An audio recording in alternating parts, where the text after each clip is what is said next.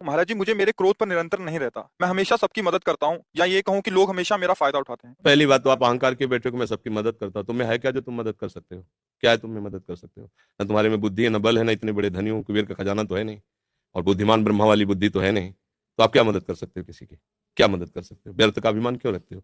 भगवान कृपा करके यदि किसी को एक लोटा पानी तुमसे पिलवा रहे हैं तो इस बात को ऐसे क्यों नहीं देखते हो कि भगवान कृपा करके इन रूपों में मेरी सेवा स्वीकार कर रहे हैं, मैं मदद, इसीलिए तो तुम्हें क्रोध आ रहा है। तुम ये कामना किए बैठे हो कि मैं दूसरों की सेवा करता हूं और दूसरे मेरी बात नहीं मानते, मेरी ये सेवा नहीं हुई।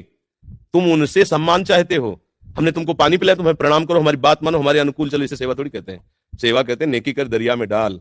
सेवा कर दी, तुम गाली भी दोगे तो हमें स्वीकार है। तुमने जल पी लिया, आनंद से तुम मस्त रहो, हमें गाली दोगे कोई परेशानी नहीं, इसे कहते सेवा। सेवा करके सामने वाले को झुकाने की बात आना, उसे सेवा नहीं कहते। पहली बात, गलत हो आप, तभी आपके अंदर क्रोध आता है। यदि आप गलत नहीं होगे तो आपके अंदर क्रोध नहीं आएगा।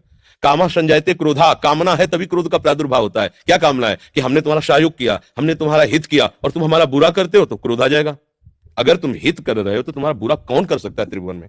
किसी की ताकत नहीं। हमारा कर्म ही बुरा हमारे सामने आता है। जैसे हम अभी वर्तमान में वो पाप नहीं किए जिसमें हमारे ऊपर ब्लेम लगाया गया है, इस समय तुम बिल्कुल निर्दोष हो, लेकिन वो दोष जो तुमने गुप्त रूप से किया तुम्हें बख्शेगा नहीं। तुम लाख जगह रो, लाख जगह तुम प्रार्थना करो, वो तुम्हें दंड दे के रहेगा। कर्म बड़ा बलवान होता है। तो बात ये सोचो कि भगवान कृपा करके हमसे हित करा रहे हैं, और किसका? वही इन रूपों में आ रहे हैं। आप उनको मनुष्य समझकर, अपने को बड़ा समझकर